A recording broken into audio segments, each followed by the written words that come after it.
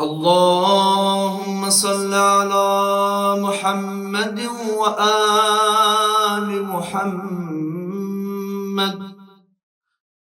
إن الله وملائكته يصلون على النبي يا أيها الذين آمنوا صلوا عليه وسلموا تسليما. اللهم صل على محمد وآل محمد. بسم الله الرحمن الرحيم.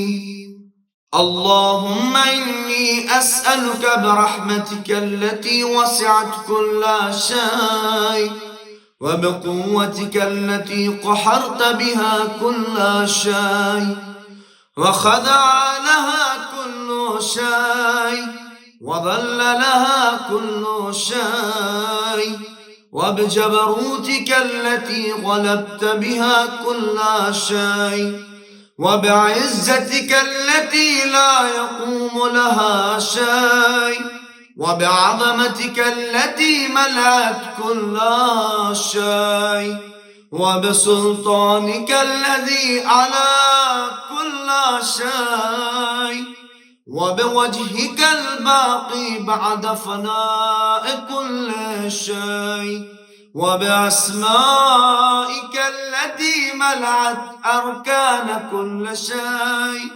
وبعلمك الذي أحاط بكل شيء وبنور وجهك الذي أضاء له كل شيء. سب لوگ مل کر یا نور یا قدوس یا نور یا قدوس یا نور یا قدوس یا اول الاولین ويا آخر الآخرين.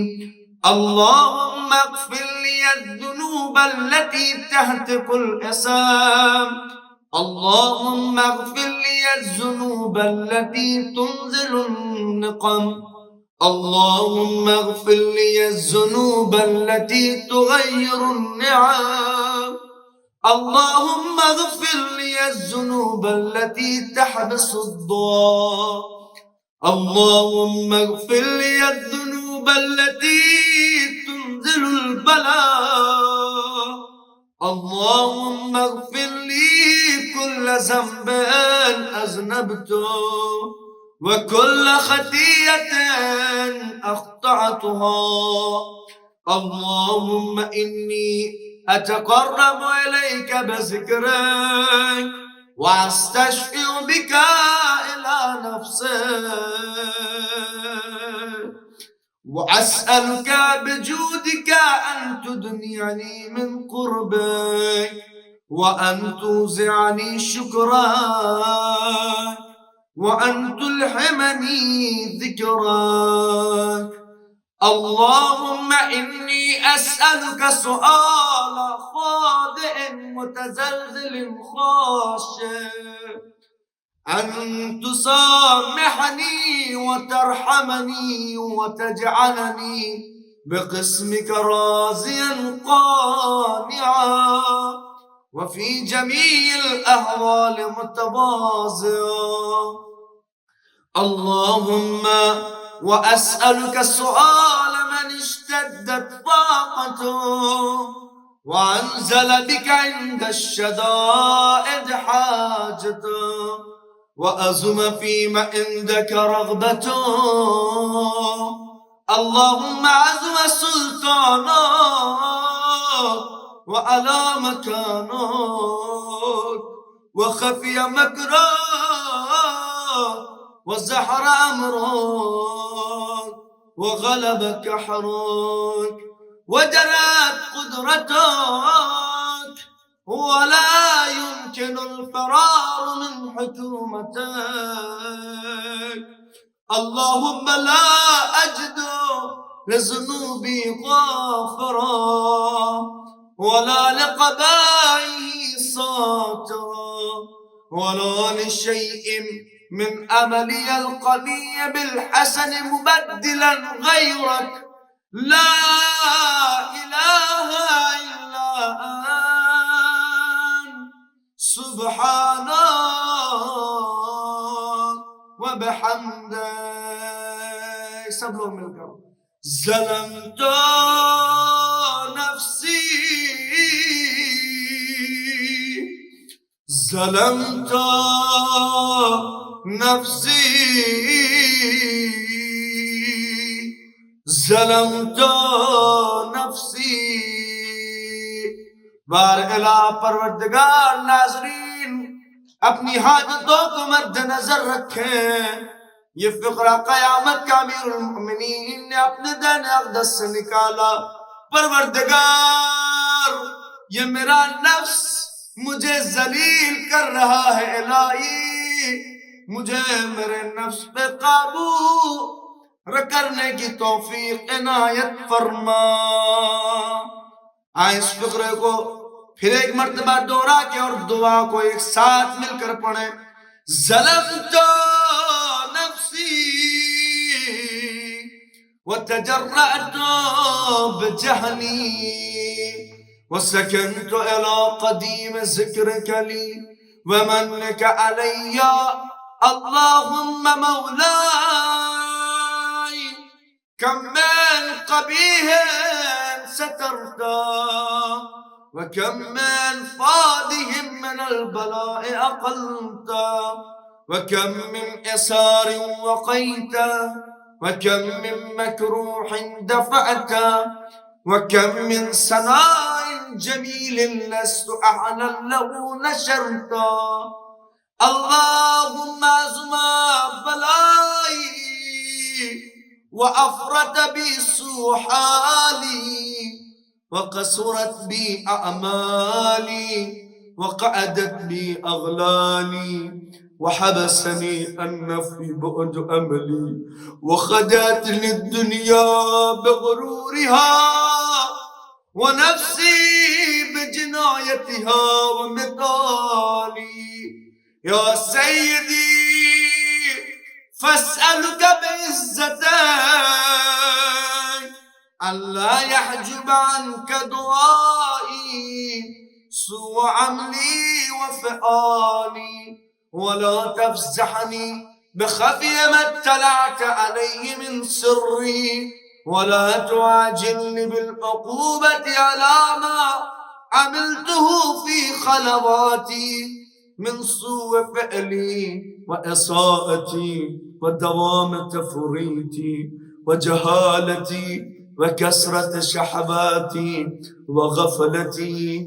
وكن اللهم بعزتك لي في كل الأحوال رؤوفا وعلي في جميع الأمور عطوفا. إلهي وربي من لي غيرك إلهي وربي من لي غيرك. پروردگار تیرے علاوہ کوئی نہیں جس سے اپنی مشکلات کہہ سکے. بار الہ تیرا کرم تیرا رحم تیری عطا جاری ہے اور میری نافرمانیاں میری غصاخیاں ہر لمحہ پروردگار تو نعمتیں عطا کر رہا ہے. ہم نعمتوں کے بدلے بار الہ اپنی گناہوں میں اضافہ کر رہے. پروردگار تو خدا ہے، تو رحمان ہے، تو رحیم ہے. بار الہ تجھے واسطہ ہے سیدہ کا، تجھے واسطہ ہے فاطمہ کا. بار الہ تجھے واسطہ ہے فاطمہ کے سجدوں کا. ہمیں حقیقی عبادت کرنے کی توفیق عنایت فرما. الہی و مولائی أجريت علي حكما اتبعت فيه حظى نفسي، ولم أحترس فيه من تسئيل عدوي، فغرني بما أهوى وأسأده ولا ذلك الكذا، فتجاوزت بما جرى علي من ذلك بعد حدودك، وخالفت بعض أوامرك، فلك الحمد علي في جميع ذلك، ولا حجة لي فيما جرى علي فيه قضاؤك، وألزمني حكمك وبلاؤك، وقد آتيتك يا إلهي بعد تقصيري وإسرافي على نفسي معتذرا نادما منكسرا مستقيلا مستغفرا منيبا مقرا مذعنا معترفا لا أجد مفرا مما كان مني، ولا مفزعا أتوجه إليه في أمري غير قبولك عذري وإدخالك إياي في سعة رحمتك. اللهم فاقبل عذري وارحم شدة زري، وفكني من شد وساقي يا رب ارحم ضعف بدني ورقة جلدي ودقة عزمي، يا من بدا خلقي وذكري وتربيتي وبري وتغذيتي، هبني لابتداء كرمك وسالف برك بي يا إلهي وسيدي وربي، أتراك معذب بنارك بعد توحيدك وبعد ما انتبع لي قلبي من معرفتك ولحج به لساني من ذكرك واعتقده ضميري من حبك، وبعد صدق اعترافي ودعائي خاضعا لربوبيتك. هيهات أنت أكرم من أن تزيع من ربيت أو تبعد من أدنيت أو تشرد من آويت أو تسلم إلى البلاء من كفيت ورحمته.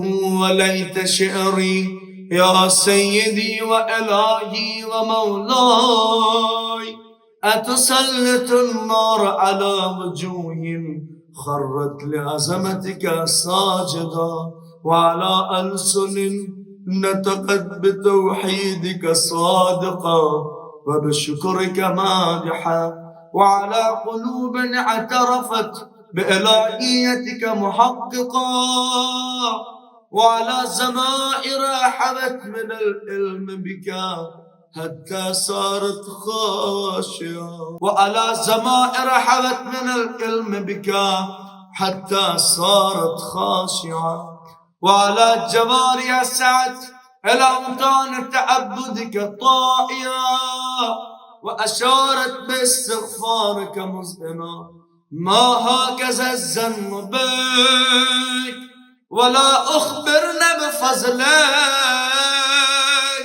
عنك يا كريم يا ربي، وأنت تعلم ضعفي عن قليل من بلاء الدنيا وعقوباتها، وما يجري في من المكاره على أهلها، على أن ذلك بلاء ومكروح قليل مكسور يسير بقاؤه قصير مدته، فكيف احتمال لبلاء الآخرة وجليل وقوع المكاره فيها وهو بلاء تطول مدته ويدوم مقامه ولا يخفف عن أحد، لأنه لا يكون إلا عن غضبك وانتقامك وسخطك، وهذا ما لا تقوم له السماوات والأرض. يا سيدي، فكيف لي وأنا عبدك الضعيف الذليل الفقير المسكين المستكين؟ يا إلهي وربي وسيدي ومولاي، لعي الأمور إليك أشكو، ولما منها أزج وأبكي لأليم العذاب وشدته قبل طول البلاء ومدته. فلئن سيرتني للعقوبات مع أعدائك وجمعت بيني وبين أهل بلائك وفرقت بيني وبين أحبائك وأوليائك، فحبني يا إلهي وسيدي ومولاي وربي، صبرت على عذابك، فكيف أصبر على فراقك؟ وحبني صبرت على حر نارك، فكيف أصبر على النظر إلى كرامتك؟ پروردگار، تیری اس آگ کی حرارت پہ صبر تو ہے، لیکن بار الہ تیرے نظر کرم، تیری نگاہ مجھ سے ہٹ جائے، میں اسے برداشت کیسے کروں؟ ام کیف اسکن فی النار ورجائی افو، پروردگار مجھے امید ہے کہ تو ہماری گناہوں کو معاف کرے گا۔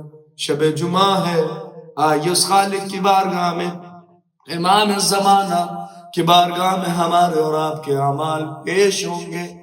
دعا کرے کہ جب بابا المولا کے سامنے حاضر ہو تو اس دعا کا صدقہ، اے پروردگار ہمارے امام کو ہم سے خوشنود فرما۔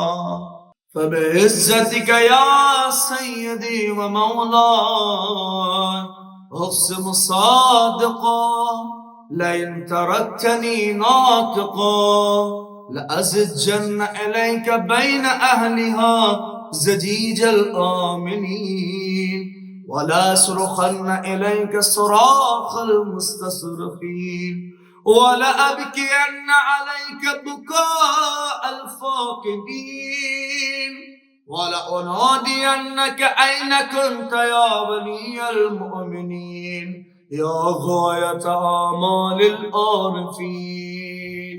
سب لوگ ہاتھوں کو بلند کر کے جہاں پہ بیٹھے ہوئے ہیں مل کر کہیں، یا غیاث المستغیثین، یا غیاث المستغیثین، یا غیاث المستغیثین، یا حبیب قلوب الصادقین، ویا الہ العالمین، افتراک سبحانک یا الہی وبحمدك تسمع في صوت عبد مسلم سجن في بمخالفته، وذاق طعم عذابها بمعصيته، وحبس بين أطباقها بجرمه وجريرته، وهو يزج إليك زجيجا مؤملا لرحمتك، ويناديك بلسان أهل توحيدك، ويتوسل إليك بربوبيتك. يا مولاي، فكيف يبقى في العذاب وهو يرجو ما سلف من حلمك؟ أم كيف تؤلمه النار وهو يعمل فضلك ورحمتك؟ أم كيف يحرقه لهيبها أم كيف يحرقه لهيبها وأنت تسمع صوتا وترى مكانا؟ أم كيف يشتمل عليه زفيرها وأنت تعلم زأفا؟ أم كيف يتقلقل بين أطباقها وأنت تعلم صدقا؟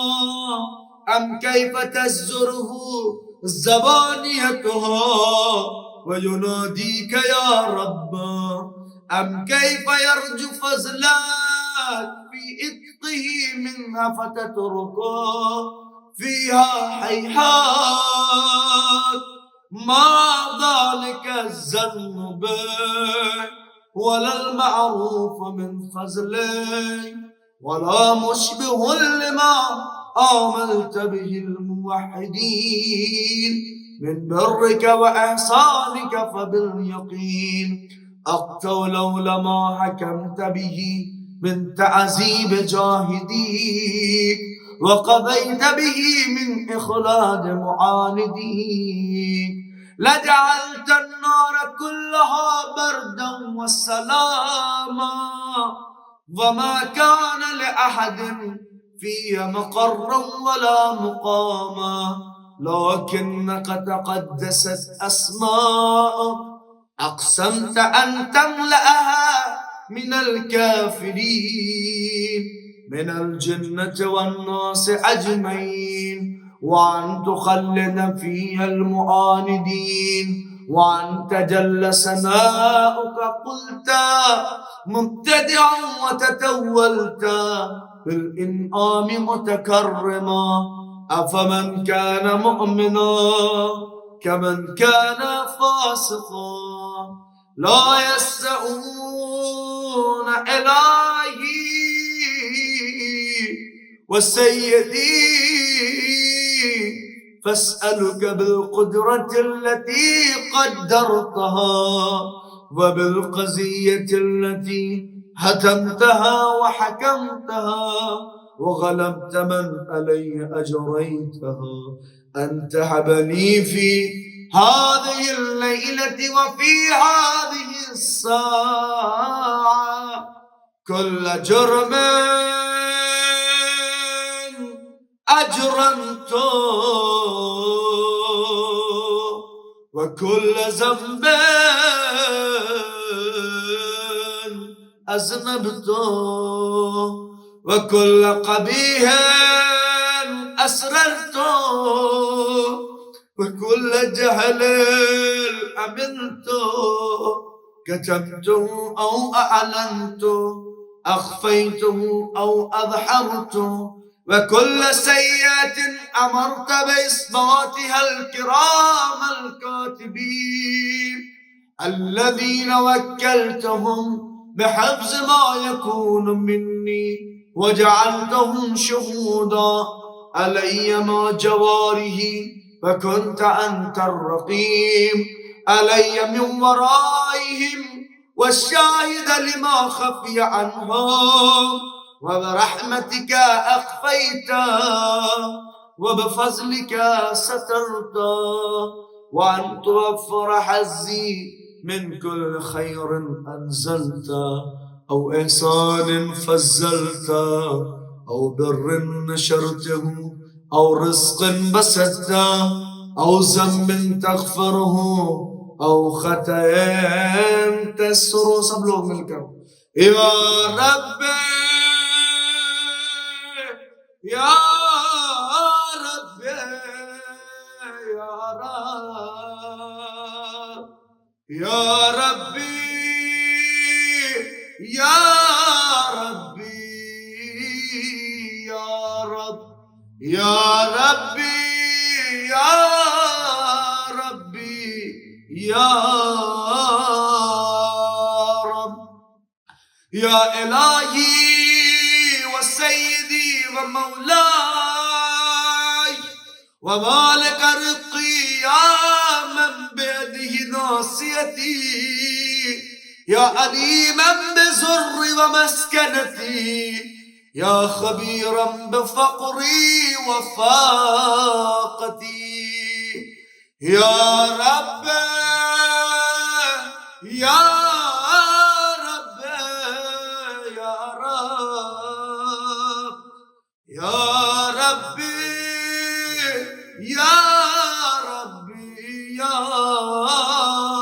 رب یا ربی یا ربی یا رب یا الہی و سیدی و مولائی و مالک رزقی یا من بیدی ناصیتی یا علیما بزر و مسکنتی یا خبیرا بفقر و فاقتی أسألك بحقك وقدسك وآزم صفاتك وأسمائك أن تجعل أوقاتي من الليل والنهار بذكرك مأمورا وبخدمتك مأصولا وأعمالي عندك مقبولا حتى تكون أعمالي وأورادي كلها بردا واحدا وحالي في خدمتك سرمدا يا سيدي يا من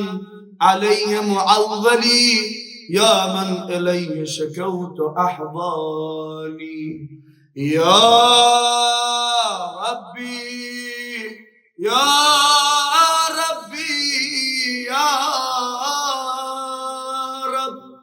یا ربی یا ربی یا رب یا ربی یا ربی یا رب یا ربی یا رب یا رب قو على خدمتك جباره واشدد على العظيمة من عظيمة جبانه وحملي الجد في خشيتك والدوام في الاتصال بخدمتك حتى أسرح إليك في میادین السابقین. ناظرین دعا تمام پہ ہے، اپنی حاجتوں کو مد نظر رکھیں، مولا کی بارگاہ میں توسل کر کے مولا کو خدا تک اپنی گناہوں کی مغفرت چاہیں. اسرع إليك في البارزين واشتاق إلى قربك في المشتاقين وأدنو منك دنو المخلصين وأخافك مخافة الموقنين وأجتمع في جوارك مع المؤمنين. اللهم ومن أرادني بسوء فأرد ومن كادني فكيد واجعلني من أحسن عبيدك نصيبا عندك وأقربهم منزلة منك وأخسهم زلفة لديك، فإنه لا ينال ذلك إلا بفضلك. وجد لي بجودك واهتف علي بمجدك واحفظني برحمتك واجعل لساني بذكرك لحجا وقلبي بحبك متيما، ومن علي بحسن إجابتك وعقل يسرتي واغفر ذلتي، فإنك قضيت على عبادك بعبادتك وأمرتهم بدعائك وزبرت لهم الإجابة. اپنے ہاتھوں کو اس خالق کے سامنے آسمان کی طرف بلند کرے جو جہاں بیٹھا ہوا ہے. یا ربی نسبت وجہی وإلیک یا ربی بددت یدی فبعزتك استجب لدعائي وبلغني مناي ولا تقطع من فضلك رجائي واغفني شر الجن والانس من اعدائي. سب لوگ مل کر ہاتھوں کو بلند کر کے یا سریع الرضا یا سریع الرضا یا سریع الرضا اغفر لمن لا يملك إلا الدعاء فإنك فعال لما تشاء يا من اسمه دواء وذكره شفاء وطاعته غنى ارحم من رأس ماله الرجاء وسلامه البكاء يا سابغ النعم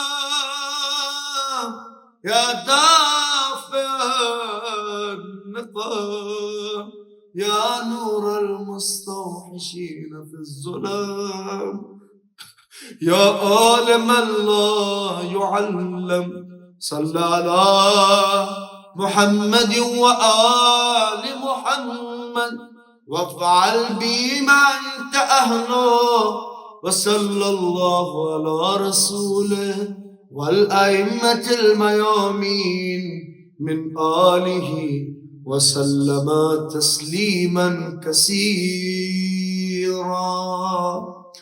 اللهم صل على محمد وآل محمد اللهم صل على محمد وآل محمد اللهم صل على محمد وآل محمد اللهم بحق محمد وأنت المحمود بحق علي وأنت الأعلى بحق فاطمة وأنت فاطر السماوات والأرض بحق الحسن وأنت المحسن بحق الحسين وأنت قديم الإحسان.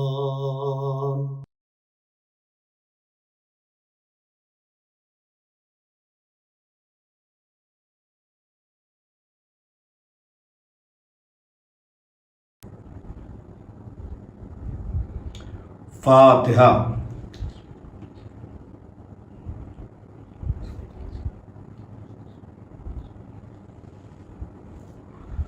اعوذ باللہ من الشیطان الرجیم بسم اللہ الرحمن الرحیم الحمد للہ رب العالمین والصلاة والسلام علی اشرف الانبیاء والمرسلین سیدنا و نبینا و شفیع ذنوبنا بالقاسم محمد وآلہ الطیبین الطاہرین المعصومین ولعنت اللہ علی اعدائہم اجمعین من یومنا ھذا الی یوم الدین اما بعد فقد قال اللہ تبارک و تعالی وقولہ الحق بسم اللہ الرحمن الرحیم فتمنوا الموت ان کنتم صادقین. صلوات پڑھتے ہیں اللہم صلی اللہ محمد وآل محمد. گزارش ہے کہ ایک مرتبہ سورہ حمد اور 3 مرتبہ سورہ اخلاص پڑھ کر آپ حضرات سید رضوان حیدر زیدی ابن جناب سید رکن الدین حیدر زیدی کی روح کو ایصال فرما دیں.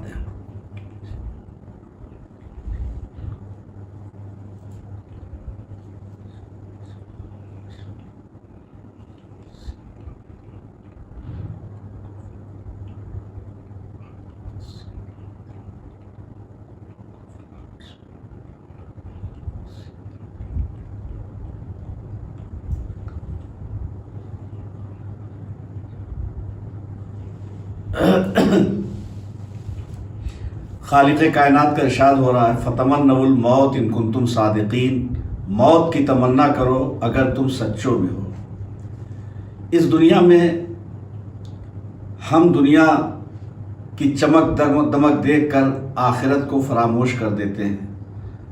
ہم کہاں سے آئے ہیں, کہاں جانا ہے اور اس دنیا میں کیوں آئے ہیں, ان مسائل پہ غور کرنے کا موقع دنیا کی مصروفیتوں میں ہمیں نہیں ملتا. حالانکہ ایک عام شخص اگر کہیں جا رہا ہو اور آپ اس سے دریافت کیجئے کہ کہاں سے آ رہے ہیں اور وہ کہے ہمیں نہیں معلوم, پھر آپ دریافت کیجئے کہاں جا رہے ہیں, کہاں جانا ہے, وہ کہے ہمیں نہیں معلوم, پھر آپ پوچھئے سفر کیوں کر رہے ہیں, سفر کا مقصد کیا ہے, اور وہ کہے ہمیں نہیں معلوم، تو یقیناً آپ فیصلہ کریں گے کہ یہ صحیح العقل نہیں ہے، دیوانہ ہے، مجنون ہے، پاگل ہے، جس کو یہی نہیں خبر ہے کہ وہ کہاں سے آ رہا ہے، کہاں جانا ہے، کیوں سفر کر رہا ہے۔ بے عینی یہی حال ہمارا ہے۔ اگر ہم سے کوئی پوچھے کہ کہاں سے آئے ہیں، کہاں جانا ہے، اور اس دنیا میں کیوں آئے ہیں، غرض خلقت کیا ہے، مقصد کیا ہے اس دنیا میں آنے کا، تو اگر کوئی شخص ان سوالوں کا جواب نہ تلاش کر سکا تو اس کا مطلب یہ ہوا کہ عقلی طور پر وہ سالم نہیں ہے، عقل اس کی سلامت نہیں ہے، یا تو دنیاوی خواہشات اس حد تک غالب آ گئی ہیں کہ وہ اپنے مقصد حیات سے غافل ہے اور اسے یہ خبر ہی نہیں ہے کہ ہم کہاں سے آئے ہیں اور کہاں جانا ہے، اور اس دنیا میں ہماری زندگی کا مقصد کیا ہے۔ اسلام نے اسی کی طرف ہمیں متوجہ کیا ہے، اور جو کلمہ انا للہ و انا الیہ راجعون ہے، انہی سوالوں کا جواب ہے کہ ہم خدا کے لیے ہیں، خدا کی ملکیت ہے۔ جب خدا کی ملکیت ہے تو جس کی ملکیت ہے اسی کے مطابق ہمیں اپنی زندگی کو بسر کرنا ہے۔ ارشاد ہوتا ہے پروردگار عالم کا، بسم اللہ الرحمن الرحیم، ان اللہ اشتری من المؤمنین انفسهم واموالهم بان لهم الجنہ، ہم نے مومنین کی جانوں اور مومنین کے مالوں کو جنت کے عوض میں خرید لیا ہے۔ تو مومن کی جان بھی اس کی اپنی ملکیت نہیں ہے، اور مومن کا مال بھی اس کی اپنی ملکیت نہیں ہے، بلکہ جس دن ہم نے اقرار کیا یا اظہار کیا یا اعلان کیا کہ ہم مسلمان ہیں، مومن ہیں، ہم اپنے آپ کو جس دن سے مومن سمجھنے لگے، تو پھر یہ طے ہے اور یہ فیصلہ ہو چکا کہ ہم نے اپنی جان اور اپنے مال کا سودا خدا سے کر لیا ہے۔ اب یہاں یہ بات البتہ قابل غور ہے کہ ایک مومن کی جان کی قیمت جنت ہے اور ایک مومن کے مال کی قیمت جنت ہے۔ تو جب ایک مومن کی جان کی قیمت جنت ہے تو جو امیر المومنین ہوگا اس کے نفس کی قیمت کیا ہوگی؟ شب ہجرت یہی فیصلہ کیا گیا کہ اگر مومن کے یا مومنین کے نفس کی قیمت جنت ہے تو امیر المومنین کے نفس کی قیمت کیا ہوگی؟ شب ہجرت جب بستر رسول پر کھچی ہوئی تلواروں کے سائے میں مولائے کائنات سکون، چین اور اطمینان سے سو رہے تھے، تو جوہری کو یہ سونا اتنا پسند آیا کہ فوراً خریداری کا اظہار کر دیا۔ اور ظاہر سی بات ہے کہ جس سے بہت قریبی روابط ہوں، اگر وہ آپ سے کسی سامان کو خریدنے کے لیے کہے تو آپ اس کو قیمت نہیں بتائیں گے، پہلے تو آپ کہیں گے کہ بسم اللہ، جب آپ کو یہ چیز پسند آ گئی تو آپ قبول فرما لیں۔ لیکن اگر وہ کہیں کہ نہیں ہمیں قیمت دینی ہے، تو آخر میں آپ یہی کہیں گے کہ ٹھیک ہے، جب اتنا ہی اصرار ہے تو جو آپ کی مرضی۔ شاید ہجرت کی شب بھی صورتحال یہی پیش آئی ہو کہ جب قدرت نے کہا ہو کہ علی ہم تمہارا نفس خریدنا چاہتے ہیں، تو علی نے کہا ہو کہ پروردگار یہ سب تیرا ہی عطا کیا ہوا، یہ وجود تیرا ہی عطا کیا ہوا ہے، اس میں خریدنے کی کیا بات ہے؟ لیکن قدرت کی طرف سے اصرار ہوا ہو کہ نہیں علی، اس نفس کی قیمت بتاؤ۔ اب جب قیمت کا مسئلہ آیا ہوگا تو ممکن ہے کہ علی نے کہا ہو کہ پروردگار جب قیمت ہی پہ اصرار ہے تو جو تیری مرضی۔ تو قدرت نے آواز دی ہو کہ ٹھیک ہے، تم نے قیمت کا فیصلہ کر دیا، درمیان میں مرضی کا تذکرہ کیا ہے، تو اب میری مرضی قیمت ہے تمہارے نفس کی۔ تو اللہ نے شب ہجرت مولائے کائنات کے نفس کو اپنی مرضی دے کر کے خرید لیا۔ اب مرضی کے ذریعے مرضی کی قیمت دے کر کے جب علی کا نفس خرید لیا تو علی کا نفس خدا کا نفس ہو گیا، خریدا ہوا، اور اللہ کی رضا مولائے کائنات علی بن ابی طالب علیہ السلام کی رضا ہو گئی۔ اب یہاں پہ سوچنا چاہیے کہ اگر علی سے کسی کو بیعت چاہیے تو علی سے سوال کرنا ہی نہیں چاہیے، اس لیے کہ علی تو اپنا نفس بیچ چکے خدا کے ہاتھ، تو جسے علی سے بیعت چاہیے وہ خدا سے بیعت طلب کرے۔ اور اگر کسی کو یہ خواہش ہے کہ اللہ ہم سے راضی ہو جائے یا کسی اور سے راضی ہو جائے، تو اگر اللہ کو راضی کرنا ہے تو اللہ کو راضی کرنے کے لیے علی کے پاس آنا ہوگا۔ علی سے بیعت کی ضرورت ہے تو خدا کے پاس جاؤ، اور خدا کو راضی کرنے کی ضرورت ہے تو علی کے پاس آؤ، اس لیے کہ علی کا نفس خدا خرید چکا ہے اور علی قیمت میں مرضی پروردگار حاصل کر چکے ہیں۔ تو مرضی خدا کے مالک مولا کائنات علی ابن ابی طالب علیہ السلام ہیں۔ تو اپنے نفس کو خدا کے ہاتھ فروخت کیا۔ ہمارے نفس کی قیمت جنت لگی ہے، ہمارے مال کی قیمت جنت، تو اللہ نے جان کے ساتھ ساتھ مال کو بھی خرید کر کے ہمیں سوچنے پہ مجبور کر دیا کہ خداوند عالم ہمیں یہ توجہ دلانا چاہتا ہے، درس دے رہا ہے، سبق دے رہا ہے، متوجہ کر رہا ہے اس طرف کہ دیکھو اپنے نفس کو اتنا پاکیزہ بناؤ کہ یہ نفس ہمارے خریدنے کے قابل ہو، اور اسی طریقے سے اپنے مال کو اتنا پاکیزہ بناؤ کہ یہ مال بھی خدا خرید سکے۔ ظاہر سی بات ہے کہ اس کے لیے ہمیں اللہ کی اطاعت کرنی ہوگی، اللہ کی عبادت کرنی ہوگی، اللہ کے بتائے ہوئے راستے پر عمل کرنا ہوگا۔ اور جو بہت سے لوگ کہتے ہیں کہ صاحب ہم نے تو دنیا ترک کر دی ہے اور ہمیں دنیا کی کوئی ضرورت نہیں اور ہمیں مال کی کوئی ضرورت نہیں، بس ٹھیک ہے جو مل گیا اللہ کا شکر ہے۔ یہاں ایک بات ضرور توجہ کے قابل ہے کہ جب آپ مال حاصل نہیں کریں گے، دولت حاصل نہیں کریں گے، تو خدا تو کہہ رہا ہے کہ ہم نے تمہاری جان کو بھی خریدا ہے، تمہارے مال کو بھی خریدا ہے، اور اس کے ساتھ ساتھ آواز یہ دے رہا ہے کہ نماز قائم کرو، جہاں جہاں نماز کا حکم ہے اکثر و بیشتر وہاں فوراً زکوٰۃ کا حکم ہے، یعنی نماز قائم کرو، اقیموا الصلاۃ وآتوا الزکاۃ، نماز قائم کرو زکوٰۃ دو، تو نماز کے ساتھ ساتھ زکوٰۃ کا بھی وہی حکم ہے، بلا فاصل فوراً نماز کے ساتھ۔ اس کا مطلب ہے خدا یہ چاہتا ہے کہ اپنی زندگی کو سنوارنے کے ساتھ ساتھ دولت بھی اتنی حاصل کرو کہ زکوٰۃ کم سے کم زکوٰۃ دینے کے لائق ہو سکو، اور مرضی پروردگار یہ ہے کہ کوشش یہ کرو کہ تمہارا شمار دینے والوں میں ہو، عطا کرنے والوں میں ہو، ہاتھ پھیلانے والوں میں نہ ہو۔ سوال بدرجہ مجبوری ہوا کرتا ہے، تو ایسا نہیں کہ خداوند عالم مال کو برا سمجھتا ہو، ملکیت کو برا سمجھتا ہو، اقتدار کو برا سمجھتا ہو۔ اگر ایسا ہوتا تو جناب خدیجہ کی دولت کو پروردگار عالم نے قرآن مجید کی آیت نہ بنایا ہوتا، تو قرآن مجید کی آیت بنا کر خدا نے متوجہ کیا کہ دولت سے غافل نہ ہو، لیکن اگر دولت رزق حلال کے ذریعے اس انداز سے دولت آنی چاہیے کہ خدا اس کا خریدار بن سکے۔ اگر وہ نجس ہوگی، اگر وہ غلط طریقے سے آئی ہوگی، اگر وہ حرام طریقے سے آئی ہوگی، تو پروردگار عالم اس دولت کا خریدار نہیں ہوگا۔ آپ غور فرمائیں کہ قرآن مجید کا مطالعہ کریں، اکثر مقامات پہ نماز کے ساتھ ساتھ زکوٰۃ کا حکم دیا ہے۔ پوری دنیا کی تاریخ آپ پڑھ لیں، ایک وقت میں دونوں کام کسی نے انجام نہیں دیا ہے۔ فرض کیجئے اگر کوئی نماز پڑھ رہا ہے تو اس وقت وہ زکوٰۃ نہیں دے رہا ہوتا، اور اگر کوئی زکوٰۃ دے رہا ہے تو اس وقت وہ نماز نہیں پڑھ رہا ہوتا۔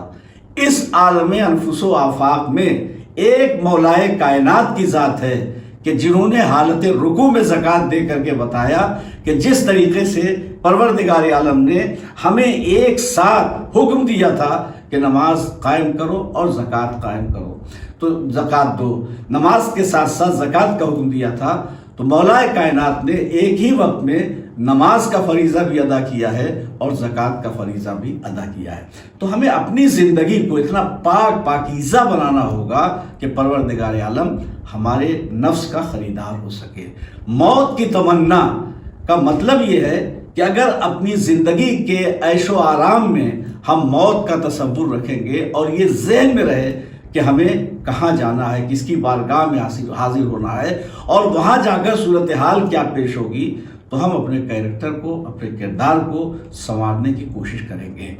دنیا کے اور مذاہب اگر صاحب کردار نہ ہو سکے، اور مذاہب کے ماننے والے اگر صاحب کردار نہ ہو سکیں تو حیرت کی بات نہیں ہے، لیکن جن کے پاس 1,24,000 انبیاء کی دولتیں ہوں، 12 امام کے عملی نمونے موجود ہوں، قرآن مجید کی تعلیمات موجود ہو، اور سب سے بڑی بات یہ ہے کہ کربلا کی روشنی موجود ہو، تو اتنے انتظامات کے بعد بھی اگر عباس نامور کا علم اٹھانے والی قوم، حسین مظلوم کی عزاداری کرنے والی قوم، امام المتقین کو اپنا امام تسلیم کرنے والی قوم اگر گمراہ ہو جائے، اگر کردار اور عمل سے محروم رہ جائے تو حیرت کی بات ہے۔ کیوں؟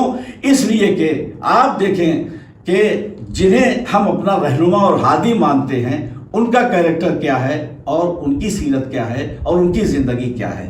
صرف ہم چند نمونے آپ کی خدمت میں پیش کر رہے ہیں۔ مثلا پیغمبر اسلام صلی اللہ علیہ وآلہ وسلم کا وہ واقعہ آپ برابر سنا کرتے ہیں۔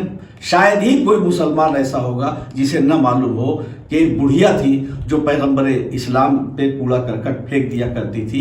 ایک دن جب اس کا چہرہ نظر نہیں آیا تو مرسل اعظم نے مسلمانوں سے پوچھا، اصحاب سے پوچھا کہ آج وہ ضعیفہ نظر نہیں آ رہی جو میرے اوپر کوڑا کرکٹ پھینکا کرتی تھی۔ تو دیکھیے ہمارے جیسا انسان ہوتا ہے یا جو لوگ نبی کو اپنا جیسا سمجھتے ہیں، اسی ایک کردار سے سمجھ لیں کہ ہمارا کردار اور ہے اور اللہ کے رہنماؤں کا کردار اور ہے۔ ہمیں اگر پتہ چلتا کہ وہ بیمار ہو گئی ہے، پریشان ہے، مصیبتوں میں گری ہے، تو ہم کہتے ہیں اللہ تیرا شکر ہے کہ جو ہمیں ستایا کرتی تھی وہ خود مشکلوں میں گرفتار ہے۔ مگر جب نبی کریم صلی اللہ علیہ وآلہ وسلم کی خدمت میں یہ بات پیش کی جاتی ہے کہ یا رسول اللہ وہ بیمار ہے، تو آپ ایسا نہیں کہ رسول کو معلوم نہیں تھا، لیکن اگر دریافت نہ کرتے تو واقعہ تاریخ نہ بنتا۔ اس لیے نبی نے دریافت کیا، لوگوں نے بتایا کہ بیمار ہے۔ پیغمبر اسلام صلی اللہ علیہ وآلہ وسلم نے کہا کہ ہم اس کی عیادت کرنے جائیں گے، ہم اسے دیکھنے کے لیے جائیں گے۔ میں یہاں پہ گفتگو روک کر آپ کی خدمت میں عرض کرنا چاہتا ہوں کہ پیغمبر کی محبت کا مطلب یہ نہیں کہ خالی ہم انگوٹھے چوم لیں، خالی ہم جھوم کے ان کا تذکرہ کریں، ان کی سیرت کو سن کر وجد میں آ جائیں، ہم پہ ایک عجب وجدانی کیفیت طاری ہوئی۔ نہیں، صرف یہ نہیں ہے، وہ تو ہے، وہ تو سیرت کا تقاضا یہ ہے کہ ایک خوشی اور ایک خوشگوار اثر ہمارے دل و دماغ پہ قائم ہو۔ لیکن پیغمبر اسلام کی سیرت عملی نمونہ ہے، تمہارے لیے بہترین نمونہ سیرت کا پیغمبر اسلام صلی اللہ علیہ وآلہ وسلم کی سیرت ہے۔ تو نبی کریم نے دشمن کی عیادت کر کے بتایا کہ ایک مسلمان ہونے کی حیثیت سے مسلمان کی ذمہ داری یہ ہے کہ اگر دشمن بھی مصیبت میں گرفتار ہو تو اس کے کام آنا نبی کریم کے امتی کا فریضہ ہے۔ اب سوچئے کہ وہ تو دشمن تھی جس کی عیادت کے لیے نبی کریم صلی اللہ علیہ وسلم تشریف لے گئے۔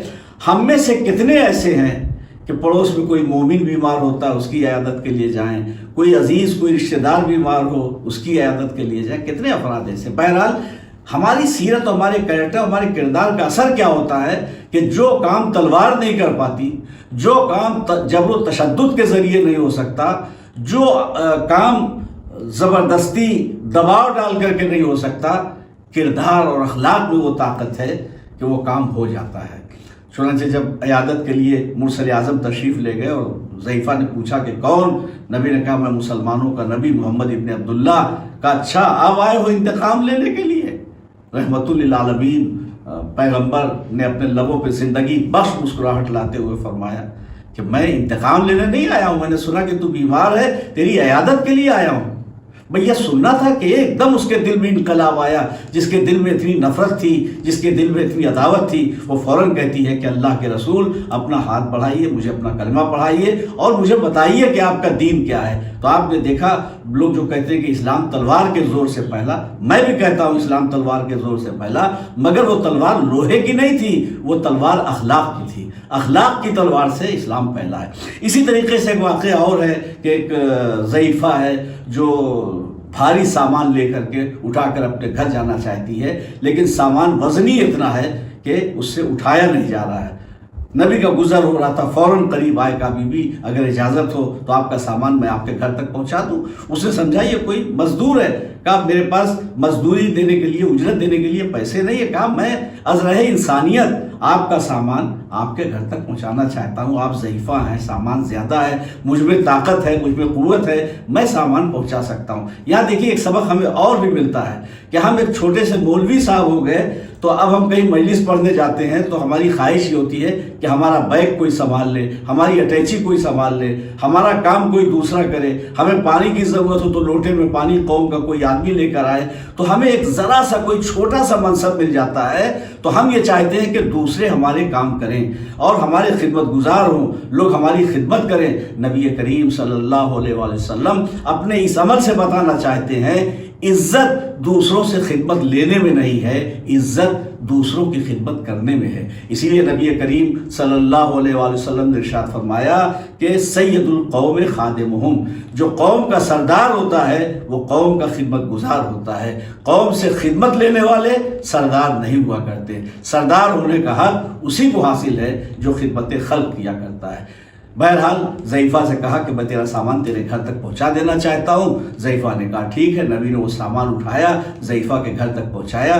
جب گھر تک پہنچا دیا نبی نے تو ایک دفعہ وہ مڑی عورت ضعیفہ اور کہتی ہے کہ سنیے، مجھے یہ نہیں معلوم کہ آپ کون ہیں، مجھے یہ نہیں معلوم کہ آپ کیا کرتے ہیں، لیکن میرا فریضہ ہوتا تھا کہ آپ نے یہ سامان میرے گھر تک پہنچایا تو میں آپ کو کچھ اجرت دوں، لیکن بڑی سے بڑی قیمت کے مقابلے میں ایک چھوٹی سی نصیحت بہت زیادہ قیمتی ہوا کرتی ہے۔ اگر ایک اچھی نصیحت کر دی جائے تو اس کے مقابلے میں دنیا کی دولت کوئی حیثیت نہیں رکھتی۔ نبی کریم صبر و تحمل کے ساتھ بیٹھ گئے، کیا بتائیے کیا نصیحت آپ کرنا چاہتی ہیں؟ ہم جیسے مولوی ہوتے تو ہم سوچتے کہ ہم خطیب اہل بیت، ہم مولانا، ہمیں لوگ قبلہ و کعبہ کہتے ہیں، یہ ایک بڑھیا ہمیں نصیحت کرنے آئی ہے۔ لیکن نبی کریم کہتے بتا کیا نصیحت ہے؟ تو وہ کہتی سنا ہے کہ ایک شخص جس کا نام محمد ابن عبداللہ ہے وہ ہمارے خداؤں کو برا بھلا کہتا ہے، اس کی زبان میں جادو ہے۔ دیکھ، جب کلمہ حق سے لوگوں کے رخوں کو موڑا جاتا ہے تو یہی کہا جاتا ہے کہ ان کے کلام میں جادو ہے۔ ہماری مجلسوں کے سلسلے میں بھی یہی لوگ کہتے ہیں کہ مجلسوں میں نہ جاؤ، مجلسیں نہ سنو، ان کی مجلسوں میں جادو ہے، جو سنتا ہے اس پہ اثر ہو جاتا ہے۔ تو یہ کوئی نیا الزام نہیں ہے، بہت پرانا الزام ہے۔ تو کہا محمد ابن عبداللہ جو ہمارے خداؤں کو برا بھلا کہتا ہے اور اس کی زبان میں جادو ہے، بیان میں اثر ہے، جو سنتا ہے اس کا ہو کے رہ جاتا ہے، لہٰذا میری نصیحت یاد رکھو، خبردار خبردار، اگر کہیں محمد ابن عبداللہ مل جائیں تو ان کی باتوں کو نہ سننا، ان کے پاس نہ بیٹھنا، تیزی سے آگے بڑھ جانا۔ یہ سننا تھا کہ نبی مسکرائے اور کہا کہ ٹھیک ہے میں آپ کی نصیحت پہ ضرور عمل کرتا، لیکن میرے لیے ممکن نہیں ہے کہ میں آپ کی نصیحت پر عمل کر سکوں۔ تو ضعیفہ کی تیوریوں پر بل پڑ گئے، کہا کیوں نہیں ممکن ہے؟ کیا تم بھی اس کے پرستار ہو، اس کے چاہنے والے ہو؟ کہا نہیں، پرستار ہونے کا کیا سوال ہے، میں خود ہی محمد ابن عبداللہ ہوں، تو میں تیری نصیحت پہ کیسے عمل کر سکتا ہوں؟ بھئی یہ سننا تھا کہ ایک دم ایک عجیب کیفیت طاری ہو گئی اس ضعیفہ کے اوپر، اور وہ سوچنے میں مجبور ہو گئی کہ اب تک جتنے پروپیگنڈے سنے تھے ہم نے وہ اور تھا، اور جو دیکھ رہے ہیں وہ اور ہے۔ یہاں پہ بھی ایک سبق ہے کہ ہم غلط پروپیگنڈوں، غلط افواہوں سے متاثر نہ ہوں جب تک تحقیق نہ کر لیں۔ تحقیق نہ کر لیں اس وقت تک کوئی فیصلہ زندگی میں ہمیں نہیں کرنا چاہیے۔ ضعیفہ کو احساس ہوا کہ جو ہم سنا کرتے تھے وہ اور ہے، جو دیکھ رہے ہیں وہ اور ہے۔ فوراً اس نے نبی کریم کے سامنے یہ بات پیش کی کہ میں نے جو سنا تھا وہ غلط تھا، جو دیکھ رہی ہوں وہ صحیح ہے۔ آپ جیسا شریف النفس انسان جب کسی دین کی تبلیغ کرے گا تو یقیناً وہ دین سچا ہوگا، مجھے اپنا دین بتائیے۔ تو دیکھیے ہمیں سیرت، ہمیں کیریکٹر، ہمیں کردار ایسا بنانا چاہیے کہ لوگ ہمارے کردار کو دیکھیں اور اسلام کی اہمیت کو تسلیم کرتے جائیں۔ ایسے ہی آپ لوگوں نے برابر سنا ہوگا کہ مولائے کائنات کو جب ضربت لگی اور ابن ملجم گرفتار کر کے لایا گیا تو مولائے کائنات نے ایک سوال کیا ابن ملجم سے۔ سوال کیا کیا کہ یہ بتا کیا میں تیرا اچھا امام نہ تھا؟ دیکھیے دوستوں کا قصیدہ پڑھ لینا اور ہے، یا دوستوں سے تعریف کے الفاظ سن لینا اور ہے، لیکن دشمن سے چیلنج کرنا، اور دشمن نہیں جو خون کا پیاسا ہے، جو حملہ کر چکا ہے، جس نے زہر میں بجھی ہوئی تلوار سے ضربت لگائی ہے، زخمی کیا ہے، اس سے یہ پوچھنا کہ کیا میں تیرا اچھا امام نہ تھا؟ اس کا مطلب یہ ہے کہ یہ ایک بہت بڑے خود اعتمادی کے مرحلے کی بات ہے کہ انسان کو اپنے نفس پہ، اپنے کیریکٹر پہ، اپنے کردار پہ اتنا اعتماد ہونا چاہیے کہ دشمن ہمیں قتل تو کر سکتا ہے لیکن دامن کردار پہ کوئی داغ دکھانے میں کامیاب نہیں ہو سکتا۔ ہم نے ایسوں کو رہنما مانا ہے، اور وہ روشنیاں کیریکٹر اور کردار کی ہمارے سامنے ہیں، ان روشنیوں سے اجالا حاصل کر کے ہمیں اپنے زندگی کا راستہ معین کرنا چاہیے اور منزل سے منحرف نہیں ہونا چاہیے۔ جنت سیرت چہارہ چہاردہ معصومین پہ عمل کر کے ہی ملنے والی ہے۔ اور اگر ہم نے غفلت برتی، بھول گئے اور دنیا کے جلووں میں گم ہو گئے، کھو گئے، اور اس روشنی نے اور اس اجالے نے ہماری آنکھوں کو خیرہ کر دیا، تو ہم اپنی جنت سے محروم بھی ہو سکتے ہیں۔ تو بہرحال جب مولا کائنات کہتے ہیں کیا میں تیرا اچھا امام نہ تھا، تو عجب جملہ کہتا ہے عبد الرحمن ابن ملجم، اور میں سمجھتا ہوں کہ دوزخ کا پتہ ابن ملجم سے بہتر کون بتا سکتا تھا۔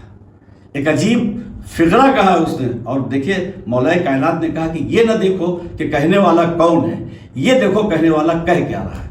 تو ایک عجیب فقرہ کہتا ہے جو ہمیں غور کرنا چاہیے، ہمیں اس پہ توجہ دینی چاہیے۔ وہ کہتا مولا جسے دوزخ اپنی طرف کھینچ رہا ہو اسے کون روک سکتا ہے۔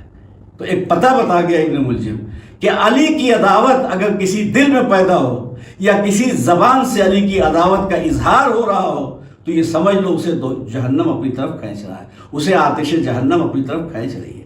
تو یہ ایک پتہ بتا گیا۔ تو ہم نے ایسے کریکٹر کو مانا ہے، ایسے کردار کو مانا ہے کہ جو اپنے دشمن سے پوچھ رہے ہیں۔ ایسے ہی امام حسن علیہ السلام کا ایک واقعہ ملتا ہے کہ آپ کہیں جا رہے تھے تو ایک شام میں علی کے خلاف جو پروپیگنڈا کیا گیا تھا تو ان کے دل و دماغ میں علی کی تصویر بہت غلط تھی، یعنی یہاں تک وہ سوچتے تھے کہ بھلا علی نماز بھی پڑھتے ہیں، علی کوئی شریف انسان بھی ہو سکتے ہیں۔ تو وہ مولا علی کو برا بھلا کہا کرتے تھے، چونکہ نماز جمعہ کے خطبے میں اور مختلف مواقع پہ علی ابن ابی طالب کی تصویر کو ذہنوں میں، دلوں میں بگاڑ کے پیش کیا گیا تھا، مسخ کر کے پیش کیا گیا تھا۔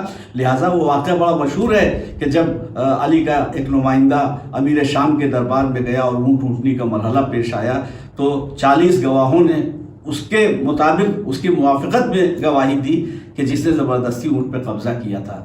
تو علی کے نمائندے نے کہا کہ حیرت ہے، یہ 40 افراد میں سے ایک کو بھی نہیں معلوم کہ یہ اونٹ ہے یا اونٹنی۔ تو امیر شام نے کہا جا کے علی سے کہہ دینا کہ ہم نے ایسے دل و دماغ کی پرورش کی ہے کہ جو اونٹ اور اونٹنی کا فرق نہیں پہچانتے تو مجھ میں اور علی میں فرق کیا کریں گے۔ تو غور کرنے کا مقام ہے کہ ایسے ماحول میں اپنے کردار کی روشنی کو باقی رکھنا کتنا مشکل کام تھا، لیکن امام حسن علیہ السلام گزر رہے ایک مرد شامی مولا کائنات کو برا بھلا کہہ رہا ہے۔ اور اس کے بعد جب وہ خاموش ہو گیا تو امام حسن علیہ السلام آگے بڑھے، اسے سلام کیا، کہا بھائی تم مسافر معلوم ہوتے ہو، اگر بھوکے ہو تو کھانے کا انتظام کر دیں، اگر لباس کی ضرورت ہو تو لباس کا انتظام کر دیں، سواری کی ضرورت ہو تو سواری کا انتظام کر دیں، رہنے کے لیے مکان کی ضرورت ہو تو مکان کا انتظام کر دیں، اور پردیس میں ہو، عالم مسافرت میں ہو، اگر پیسوں کی ضرورت ہو تو اس کا انتظام کر دیں۔ تو اس نے کہا یہ آپ جو اتنی باتیں فرما رہے ہیں آپ ہیں کون؟ کہا جسے تم برا کہہ رہے تھے میں انہی کا بڑا بیٹا حسن ہوں۔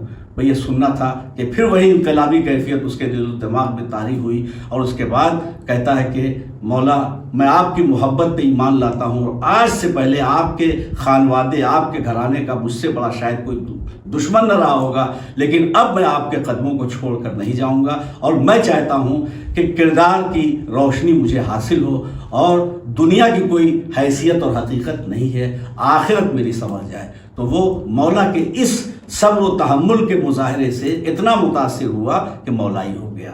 تو ہمیں اپنے کیریکٹر اور اپنے کردار سے سیرت چہاردہ معصومین پہ عمل کرتے ہوئے دل و دماغ پہ گویا قبضہ کرنا ہے، اور دل و دماغ کو متاثر کرنا ہے اور بتانا ہے کہ راہ حق کیا ہے۔ اس لیے کہ امر بالمعروف اور نہی عن المنکر یہ دو اہم فریضہ ہے جو ہر مومن اور مومنہ کی ذمہ داری ہے، اور اس کے لیے سیرت اہل بیت سے بہتر کوئی ذریعہ اور کوئی وسیلہ نہیں ہے کہ جس کے ذریعے سے دنیا کو بتایا جائے کہ اچھائیاں کیا ہیں، برائیاں کیا ہیں۔ اس لیے کہ عملی نمونے دیکھ کر انسان جتنا متاثر ہوتا ہے، زبان یا تحریر کے جو اثرات سامنے آتے ہیں اس کا وہ اثر دل و دماغ پہ نہیں ہوتا ہے۔ اب بس جلدی ایک دو منظر اور آپ کی خدمت پیش کر کے میں چونکہ مرد مومن کے ایصال ثواب کی مجلس ہے، لہٰذا ہمیں ہر لمحہ یہ سوچنا چاہیے کہ مرنا ہمیں بھی ہے، موت کی تمنا کرتے رہنا چاہیے۔ کتنے ایسے تھے جو ہمارے درمیان تھے اور آج نہیں ہیں، اور خصوصاً اب ہماری ذمہ داری کیا ہے کہ جو مر گئے، جو دنیا سے رخصت ہو گئے، وہ موجود ہیں، وہ ہیں، زندہ ہیں۔ آپ دیکھیے یہ مجلس ہو رہی ہے، کیوں مجلس ہو رہی ہے؟ مرحوم کے ایصال ثواب کی مجلس ہو رہی ہے۔ تو اس کا فائدہ کیا ہے؟ کوئی فائدہ ہوگا؟ کہا یہ تحفہ ہے یہ تحفہ ہم بھیجیں گے، وہ وہاں پہنچے گا، اس کو جزا ملے گی۔ تو جب تحفہ ہے تو کم سے کم عقل سے کام لیتے ہوئے ہر آدمی کو سوچنا چاہیے تحفے زندوں کیا بھیجے جاتے ہیں، مردوں کیا نہیں بھیجے جاتے۔ لین دین کا معاملہ جو ہوتا ہے وہ تحفے کا ہوتا ہے۔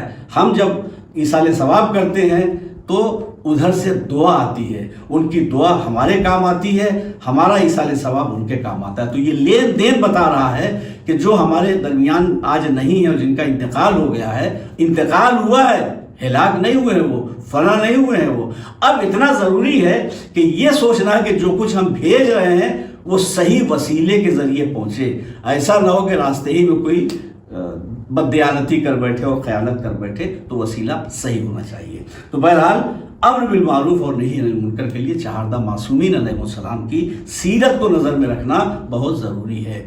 بس اب آپ یہ دیکھیں کہ امام حسین علیہ السلام اپنے خون کے پیاسے دشمنوں سے پوچھ رہے ہیں کہ تم مجھے قتل کیوں کر رہے ہو؟ جیسے مولا علی نے سوال کیا تھا بالکل اسی انداز میں مولا حسین، یعنی اتنے یہ ظالم، سنگ دل، شقی القلب، انسانیت سے دور افراد ہیں کہ جنہیں علی اصغر جیسے بچے پہ رحم نہیں آیا، جسے جناب علی اکبر پہ رحم نہیں آیا، جنہیں جناب عباس پہ رحم نہیں آیا، جنہوں نے جناب سکینہ پہ رحم نہیں کیا، جنہوں نے عورتوں اور بیویوں پہ رحم نہیں کیا، جنہیں بیمار قیدی پہ رحم نہیں آیا، اس ظالم اور سفاک جلاد صفت انسان نما درندوں سے مولا حسین پوچھ رہے ہیں کہ تم مجھے قتل کیوں کر رہے ہو؟ کیا میں نے حلال محمد کو حرام کیا ہے یا کوئی حرام محمد کو حلال کیا ہے، یعنی جائز کو ناجائز یا ناجائز کو جائز کیا ہو؟ کربلا میں ایک سبق اور دے گئے امام حسین علیہ السلام کہ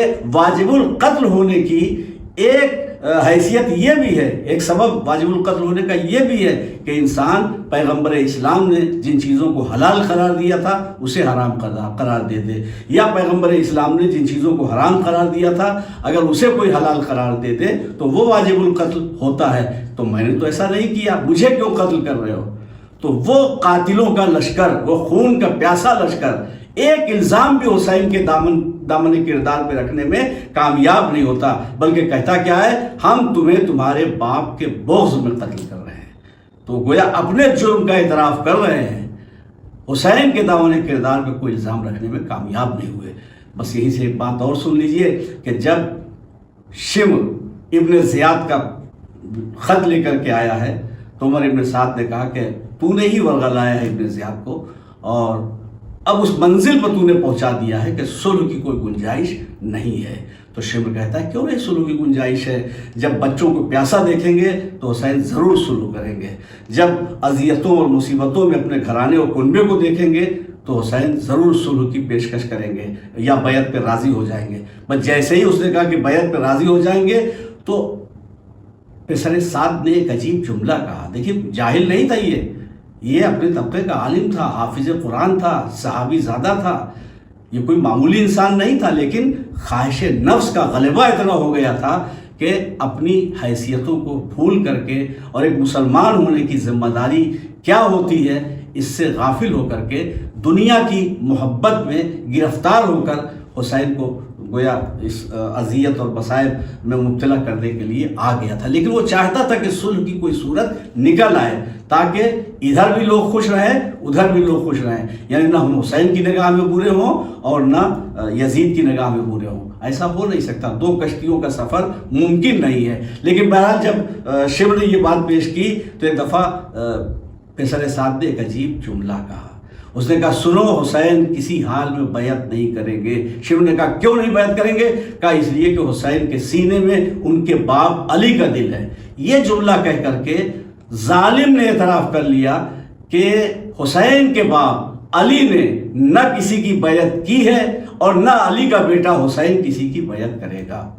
تو کردار ایسا ہونا چاہیے، کیریکٹر ایسا ہونا چاہیے۔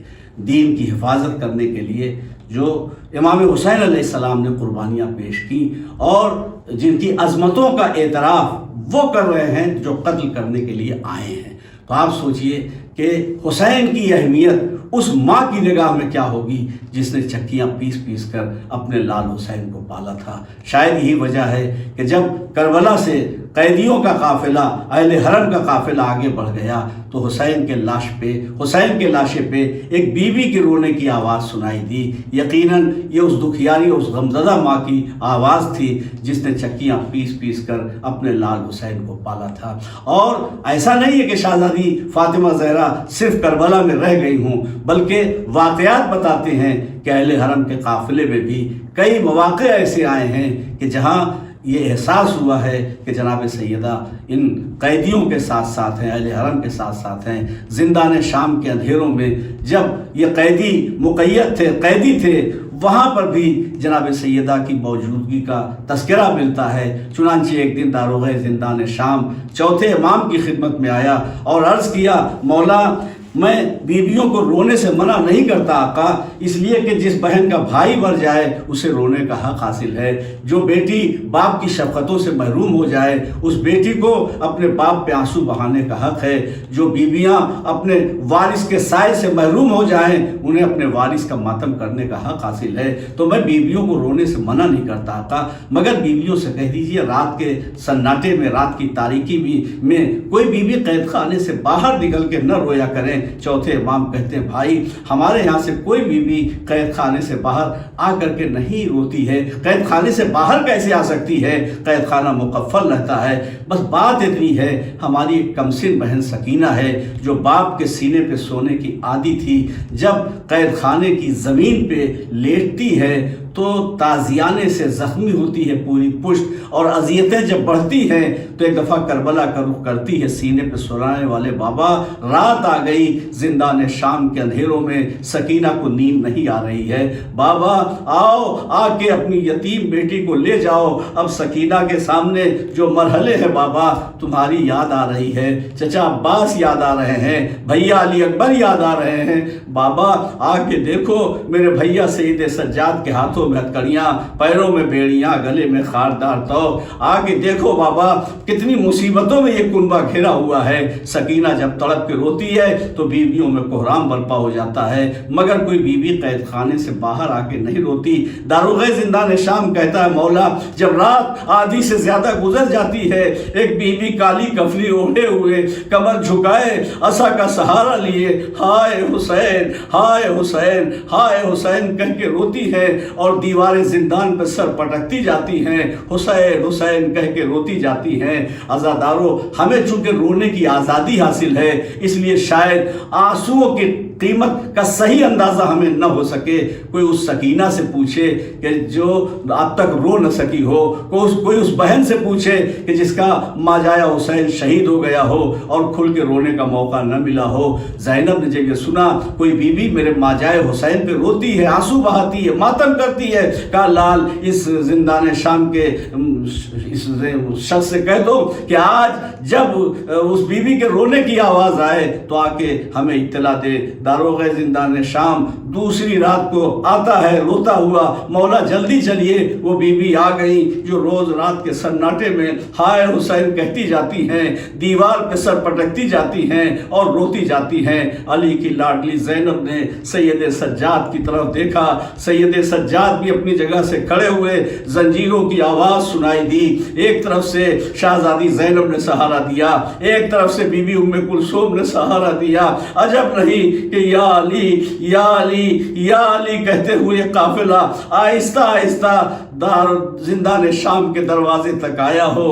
ایک دفعہ دروازے کے قریب شہزادی زینب آئیں، انہوں نے دیکھا ایک بیوی کالی کفنی اوڑھے ہوئے اس طرح سے بے چین اور بے قرار ہو کے رو رہی ہیں جیسے کوئی ماں اپنے جوان بیٹے کے لاشے پہ رویا کرتی ہے۔ علی کی لاڈلی آگے بڑھی، بی بی زینب کا سلام لے لو، حسین کی ماں جائی کا سلام لے لو، بی بی علی کی لاڈلی تمہیں سلام کہہ رہی ہے، اے بی بی زہرا کی جائی تمہارا شکریہ ادا کر رہی ہے۔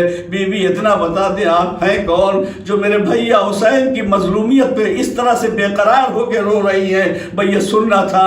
بی بی نے چہرے سے نقاب ہٹائی، بیٹی زینب نہیں پہچانا، تیری دکھیاری ماں آئی ہے، زہرا آئی ہے، سیدہ آئی ہے، فاطمہ آئی ہے۔ ایسا کیسے ہو سکتا ہے بچے مصیبت میں گرفتار ہوں اور ماں کی روح کو قرار آئے؟ سیعلم الذین ظلموا ای منقلب ینقلبون राजिऊन, इन्ना लिल्लाहि व इन्ना इलैहि राजिऊन। परवरदिगार तुझे वास्ता है मोहम्मद वाले मोहम्मद अलैहिस्सलाम का, तमाम वबाओं से, बलाओं से, मुसीबतों से, रंजो आलाम से तमाम मोमिनात की हिफाजत फरमा।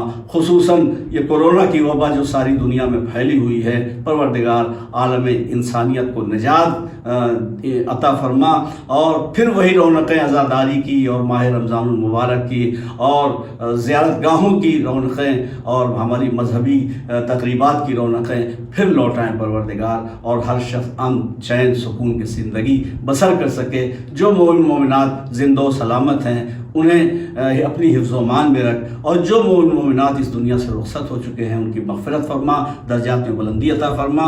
आप हज़रात से गुजारिश है कि एक मरतबा सूरह हम्द और सूरह इख़लास पढ़कर जनाब सैयद रिज़वान हैदर ज़ैदी इब्ने सैयद रुकनुद्दीन हैदर ज़ैदी की रूह को इसाल फरमा दें। अल्लाहुम्मा सल्लि अला मुहम्मद व आले मुहम्मद।